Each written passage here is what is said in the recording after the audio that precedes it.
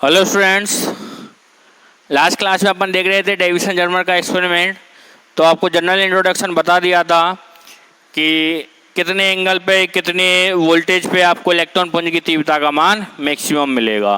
ठीक है, तो यहाँ देखिए ये डी ब्रोगली की डेविसन जर्मर ने किसका यूज किया, डी ब्रोगली की परिकल्पना। यानी आपने याद हो डी ब्रोगली का रिलेशन क्या था, डी ब्रोगली का रिलेशन था वही जो डी ब्रोगली की परिकल्पना थी। क्या था, एक कण है जिसका संवेग p है, उसके साथ एक वेव एसोसिएट है जिसकी वेवलेंथ कितनी है, लैम्बडा। ठीक है, और लैम्बडा p में क्या संबंध होता है, लैम्बडा इक्वल टू h/p। तो डी ब्रोगली की परिकल्पना का प्रयोग किया, या इसको बोलते हैं अपन द्रव्य तरंगों की परिकल्पना। द्रव्य तरंगों की परिकल्पना, इसमें क्या बोला कि इलेक्ट्रॉन पुंज का एनआई क्रिस्टल से विवर्तन या विकिरण। विवर्तन क्या होता है, डिफ्रैक्शन क्या होता है कि किसी शार्प किनारे से, सपोज करना आपका ये है,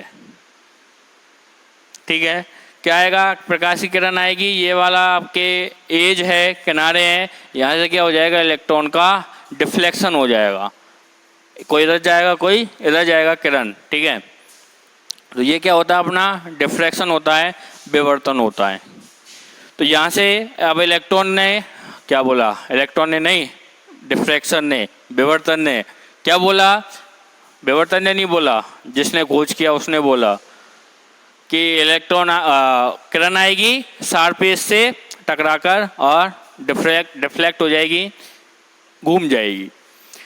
तो डेविसन जर्मर ने बोला कि द्रव्य तरंगों की जो परिकल्पना है उसके अनुसार कि इलेक्ट्रॉन पुंज का एनआई क्रिस्टल से विवर्तन या विकिरण, यहाँ पे भी क्या हो रहा था, आपका विकिरण ही तो हो रहा था, ये किरण आई इधर चली गई, डिफ्लेक्ट हो गई, जानी कैसे चाहिए थी सीधी, डिफ्लेक्ट हो गई किसी एंगल फाई से, या इधर की साइड भी हो सकती है, फाई पे डिपेंड करेगा। ठीक है, तो एनआई क्रिस्टल से विवर्तन ठीक उसी प्रकार होता है जैसे कि एक्स किरणों का विवर्तन होता है, एक्स किरणों का विवर्तन। और इस इलेक्ट्रॉन पुंज की जो वेवलेंथ है या तरंग दैर्ध्य है, उसकी जो कोटि है, विवर्तन होने के लिए ये बहुत ज़रूरी है कि जो आपकी वेव आई और ये आपका जो अपार्चर है, बीच का जो गैप है, ये आपकी लैम्बडा है और ये आपकी क्या है, डी। तो लैम्बडा लगभग डी के बराबर होना चाहिए, जब तो इसका क्या होगा, डिफ्रैक्शन होगा। ये वेवलेंथ है, ये आपकी किसी वेवलेंथ है और ये क्या है, डी स्पेसिंग है एक गैप की। तो ये क्या होना चाहिए, लगभग लैम्बडा इक्वल टू डी के बराबर होना चाहिए। तो इलेक्ट्रॉन पुंज का विवर्तन ठीक उसी प्रकार होता है जैसे कि एक्स किरणों का विवर्तन, और इलेक्ट्रॉन पुंज की जो वेवलेंथ है वो क्या होती है, एनआई क्रिस्टल की इंटर स्पेसिंग या इंटर एटॉमिक स्पेसिंग, अंतर परमाणविक दूरी। क्या होती है, अंतर परमाणविक दूरी, जिसको लिखते हैं अपन कैपिटल डी से, जिसको लिखते हैं अपन कैपिटल डी से। और एनआई क्रिस्टल की जो अंतर परमाणविक दूरी है, inter atomic intra atomic distance है, स्पेसिंग है, वो कितनी होती है, लगभग 2.15 एंगस्ट्रॉम के बराबर। ठीक है, अब डायग्राम को मैं मिटा रहा हूँ, इसको बाद में बना लेंगे जब यूज होगा। ठीक है, यहाँ पे इसको मैंने हटाया, हटाओ।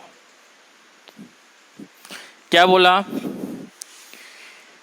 कि एक्स किरणों का विवर्तन होगा, तो विवर्तन किस प्रकार से होता है, आपने पढ़ा होगा एक ब्रैग नियम, ब्रैग्स लॉ।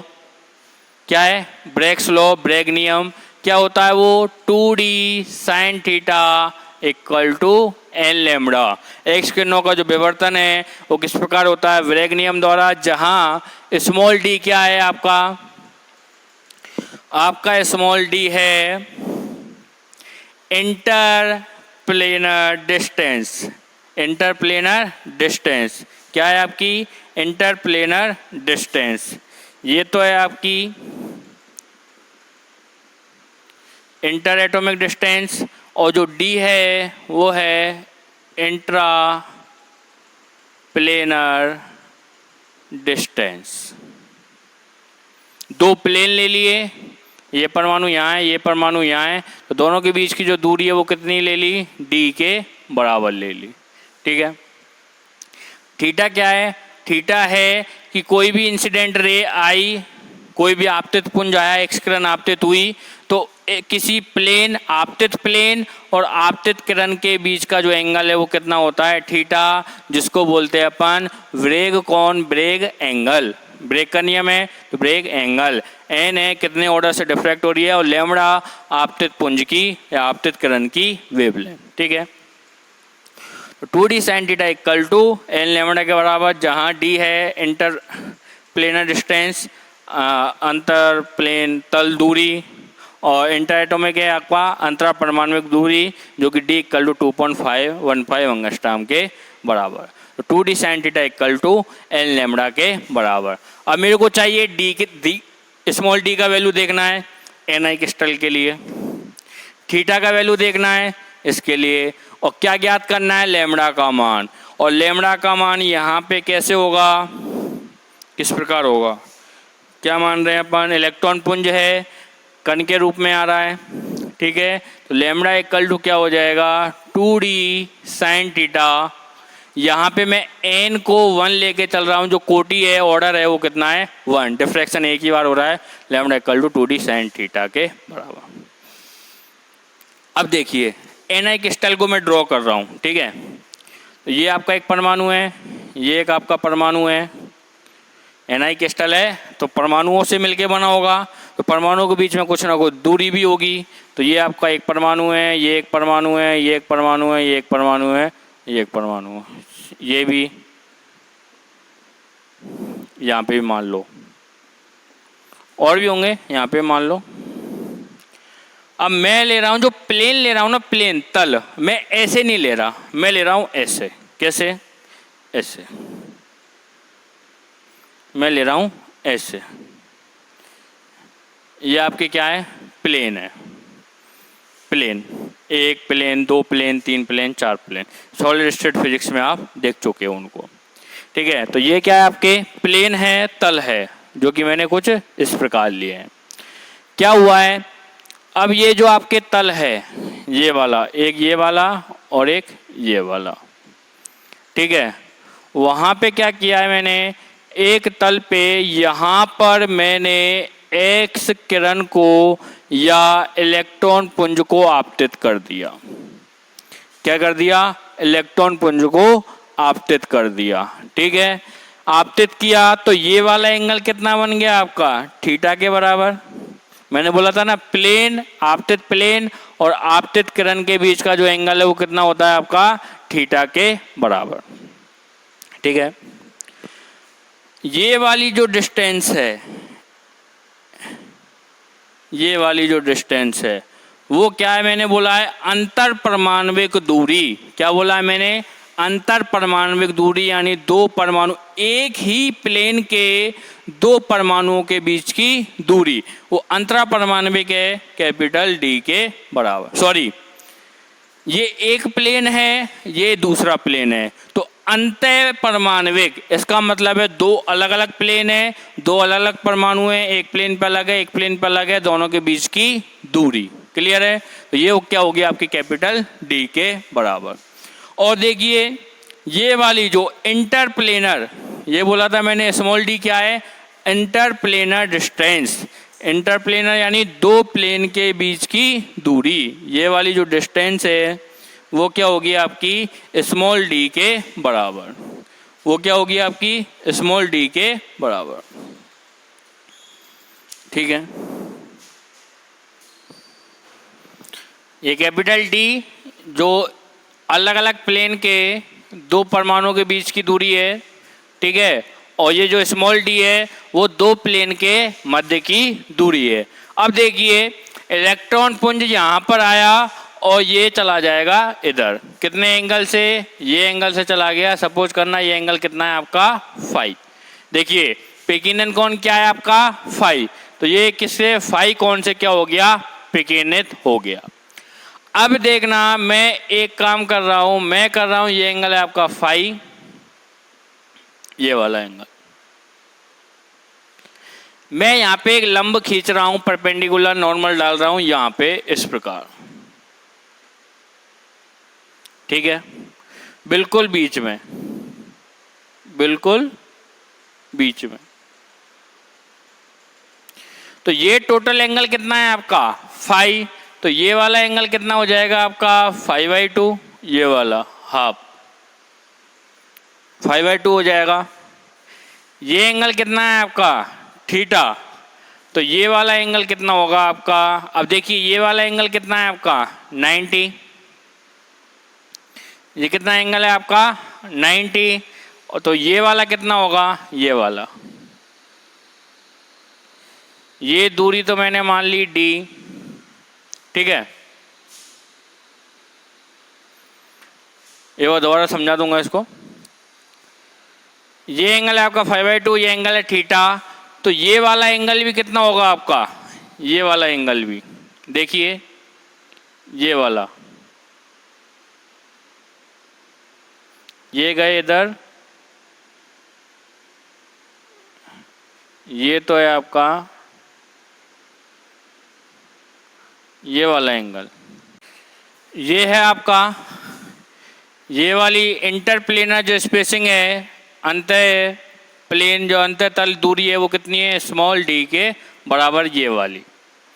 एक प्लेन ये है, एक प्लेन ये है, दोनों प्लेन के बीच की दूरी डी है, स्मॉल डी, और दो परमाणुओं के बीच की दूरी कितनी है, कैपिटल डी, अंतर परमाणविक दूरी, ठीक है। अब मैं आपसे पूछ रहा हूँ, मैं इसको एक बार हटा देता हूँ, दोबारा देखिए,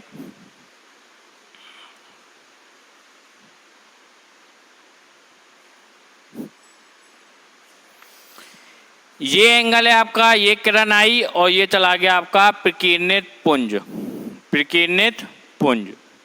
तो विकिरणित पुंज का अपन जानते हैं एंगल कितना होगा, ये एंगल कितना होगा, विकिरण कोण कितना होगा, फाई के बराबर, आपतित आया विकिरणित चला गया, कितना एंगल होगा, फाई के बराबर।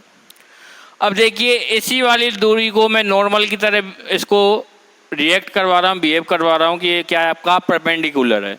तो क्या करेगा, इस विकिरण कोण फाई को दो भागों में बांट देगा, किसमें, दो भागों में। तो क्या हुआ, इधर का एंगल भी अब कितना हो जाएगा आपका 5/2, और इधर का एंगल भी कितना हो जाएगा आपका 5/2। फाई टोटल है, ये 5/2 है, ये कितना रह गया 5/2, ठीक है। अब देखिए ये वाला एंगल कितना होगा, ये वाला, बताइए एंगल कितना होगा। तो देखिए ये वाली देखना, ये वाली लाइन को मैं लेके जा रहा हूँ इधर आगे, ले गया, तो ये अगर थीटा है, ये वाला एंगल कितना है थीटा, तो इसके सामने वाले एंगल भी कितना होगा थीटा के बराबर, तो ये एंगल कितना हो गया थीटा। देखिए ये वाला थीटा है तो इसके सामने वाला भी थीटा, ये रे एक साथ आ रही है, ये वाली भी, और ये वाला इसको मैंने आगे बढ़ा दिया, ठीक है। तो ये एंगल कितना है आपका थीटा के बराबर, डायग्राम शायद दिख रहा होगा आपको, ये एंगल कितना है आपका थीटा के बराबर। अब ये क्या है आपका नॉर्मल है, परपेंडिकुलर है, तो प्लेन के साथ ये परपेंडिकुलर, ये टोटल कितना है आपका 90, ये वाला देखना, ये वाला कितना है आपका 90, कितना है आपका 90। अगर ये 90 है और ये देखना ये भी कितना है आपका, ये 90 है, तो ये वाला कितना बन जाएगा आपका 90 माइनस थीटा, ये टोटल कितना है आपका 90, ये कितना है थीटा, तो ये वाला एंगल है, ये वाला वो कितना बन जाएगा आपका 90 माइनस थीटा, और ये एंगल कितना है आपका, ये एंगल है आपका 90, ये 90 माइनस थीटा है, तो ये वाला एंगल कितना बच जाएगा आपका थीटा के बराबर। क्लियर है।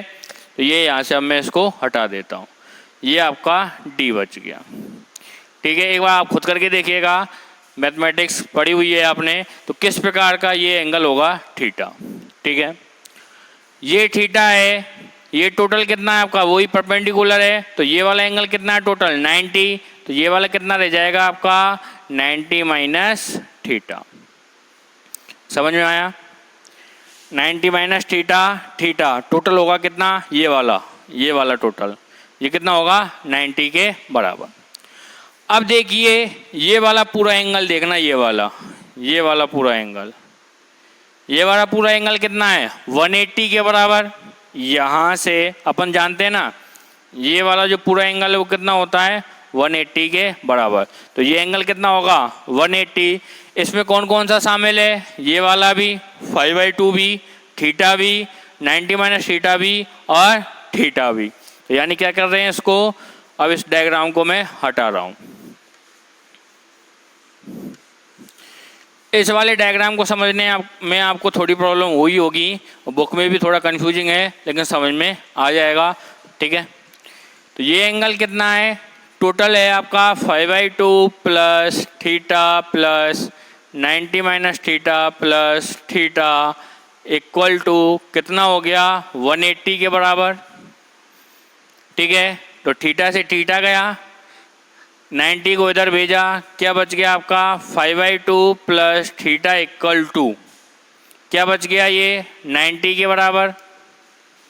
बचा नहीं बचा, 90 को इधर भेज दो, कितना बचा 90, थीटा से थीटा गया एक, कितना बचा 5/2 प्लस थीटा इक्वल टू 90। तो यहाँ से थीटा कितना बच जाएगा 90 माइनस 5/2, ये आपका थीटा का वैल्यू है।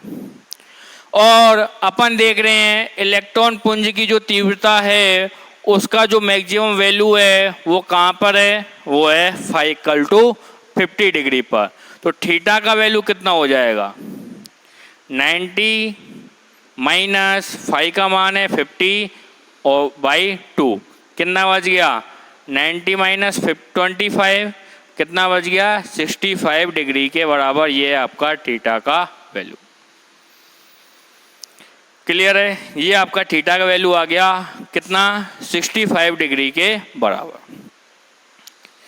तो यहाँ पे क्या हुआ था, ये आपका डायग्राम बनाया है कुछ, ये आपके प्लेन थे, ये थीटा आपतित पुंज है, इस प्लेन से और आपतित किरण के बीच का एंगल थीटा है, ये फाई है, इसको दो भागों में बांट दिया 5/2, एंगल देखा, ये वाला एंगल थीटा है, ये 90 माइनस थीटा है। इसको मैं दे रहा हूँ सी, इसको मैं नाम दे रहा हूँ ए, इसको नाम दे रहा हूँ मैं ओ। ठीक है, तो थीटा इक्वल टू आपका आ गया 65 डिग्री। जब यहाँ से देखा टोटल 180 डिग्री है, थीटा आ गया आपका 65 डिग्री। कहाँ पर, जब फाई का वैल्यू कितना है 50 डिग्री, तो थीटा वैल्यू कितना आ गया आपका 65 डिग्री के बराबर। ये क्या है आपका आपतित पुंज का जो आपतित इलेक्ट्रॉन पुंज जो आपतित हुई है उसका प्लेन से वैल्यू। ठीक है, तो थीटा आ गया आपका। अब मेरे को चाहिए स्मॉल डी का वैल्यू। अब कैपिटल डी का वैल्यू तो आपको पता है कितना, मैंने आपको बोला था इंटर एटॉमिक डिस्टेंस कितनी है एनआई क्रिस्टल के लिए 2.15 एंगस्ट्रॉम के बराबर। तो यहाँ देखना त्रिभुज OAC से, त्रिभुज OAC से याद रखना दो प्लेन के मध्य की जो दूरी है वो दो प्लेन के अलग अलग परमाणुओं के मध्य की दूरी से क्या होती है कम। देखना ये वाली जो दूरी है इस वाली दूरी से क्या है कम, यानी d क्या है लेस देन कैपिटल D है, स्मॉल d। अगर मैं बोल देता ये वाली d है, क्या है ये वाली, जब तो क्या हो जाता है आपका d small d equal to capital D। लेकिन क्या बोल रहा हूँ मैं, दो प्लेन के बीच की दूरी है, क्या बोल रहा हूँ मैं, ये वाला। फ्रेश डायग्राम बना लेते हैं।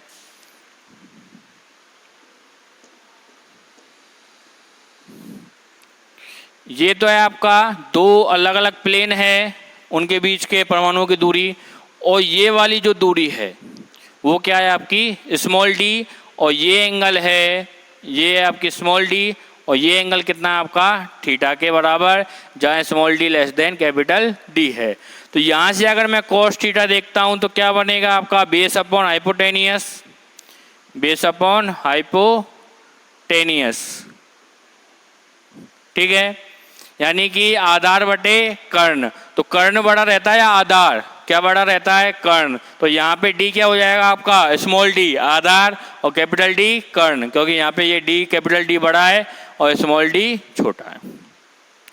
तो डी अपॉन डी, तो यहाँ से अगर मैं देखूँ d small d equal to d cos theta, और याद हो तो थीटा अपन ने देख लिया कितना, थीटा इक्वल टू 90 माइनस 5/2, ठीक है। तो यहाँ से स्मॉल डी कितना आ जाएगा, d equal to cos of 90 minus 5/2, और कॉस 90 माइनस थीटा कितना होता है, साइन थीटा, तो d equal to capital d sine 90 minus 5/2, sorry sine 5/2। ये कितना हो जाएगा, small d equal to capital d sine, phi कितना है 50 डिग्री, तो कितना हो जाएगा ये 25 डिग्री, और कैपिटल डी कितना है आपका 2.15 एंगस्ट्रॉम, तो ये आ जाएगा आपका स्मॉल डी आएगा लगभग 0.91 एंगस्ट्रॉम के बराबर। समझ में आया है। या तो आप यहीं पे रख दो थीटा की वैल्यू सीधी कितनी 65 डिग्री, या फिर आप ये इतनी लंबी चौड़ी मेहनत करो जो कि बुक के हिसाब से मैंने आपको करवाई है। यहाँ पे आप cos 65 रख लो या sin 25 रख लो, एक ही बात है। तो यहीं पे आप अगला स्टेप में इसको कर सकते हो सॉल्व, ठीक है।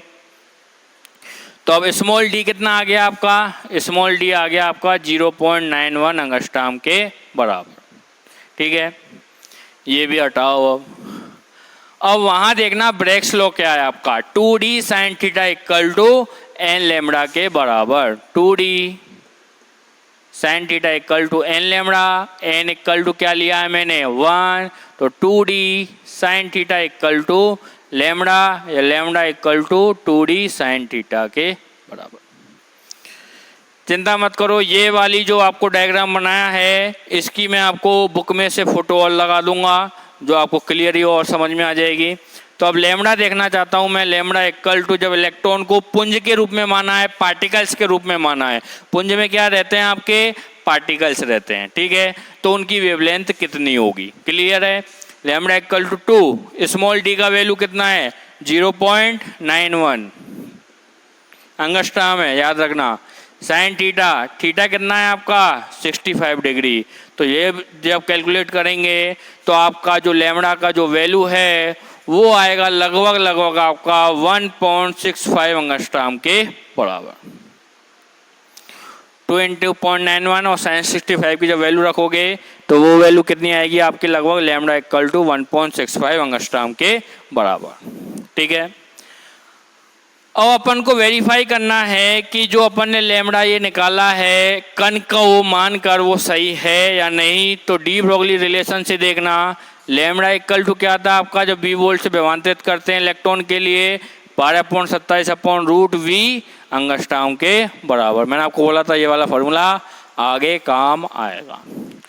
तो V वोल्टेज कितना है 54 वोल्ट, क्योंकि स्पेसिफिक वैल्यू अपन ये ले रहे हैं, तो ये लेमड़ा इक्वल टू क्या आएगा 12.27/√54 एंगस्ट्रॉम। यहाँ से लेमड़ा कितना आ जाएगा आपका, पता ही कितना आएगा, ये आएगा कैलकुलेट करके देख लेना, ये आएगा लगभग 1.67 एंगस्ट्रॉम के बराबर। इलेक्ट्रॉन को कण माना, पुंज के रूप में माना, कण है, कण को एक पुंज के रूप में मान लिया, लेमड़ा आया इतना 1.65 एंगस्ट्रॉम के बराबर। लेमड़ा जब वेव है, वी वोल्ट से विभाजित किया इलेक्ट्रॉन, तो उसका जो वेवलेंथ है वो कितनी है 1.67 एंगस्ट्रॉम। यानी कि जो डेविसन जर्मन ने जो एक्सपेरिमेंट किया है वो क्या है आपका सही है, ठीक है। यानी कि डेविसन जर्मन क्या बोल रहा है कि इलेक्ट्रॉन क्या है कण की तरह भी बिहेव कर रहा है और तरंग की तरह भी बिहेव कर रहा है। इलेक्ट्रॉन की जो नेचर है वो क्या है आपकी डुअल नेचर है, द्वैत प्रकृति है। कण भी और तरंग भी, लेकिन अपन जानते हैं एक टाइम पर कौन सा बिहेवियर शो करेगा, वो या तो कण करेगा या तरंग। कण कहाँ पे करेगा आपको पता है, black body, Compton effect, photoelectric effect, तरंग इंटरफेरेंस डिफ्रैक्शन वगैरह वगैरह। ये था आपका डेविसन जर्मर का एक्सपेरिमेंट, जो कि प्रूफ करने में सफल रहा आपका कि ये इसकी वैल्यू है। ठीक है, तो ये आपके डेविसन जर्मर एक्सपेरिमेंट भी यहाँ पर ख़त्म हुआ। अगला टॉपिक है इस चैप्टर का भी और इस यूनिट का भी हाइजेनबर्ग का अनिश्चितता सिद्धांत, हाइजेनबर्ग्स अनसर्टेनिटी प्रिंसिपल, और उसके 4 एप्लीकेशन हैं। फिर आपकी यूनिट और चैप्टर दोनों ही समाप्त हो जाएंगे। ठीक है, ओके, थैंक यू।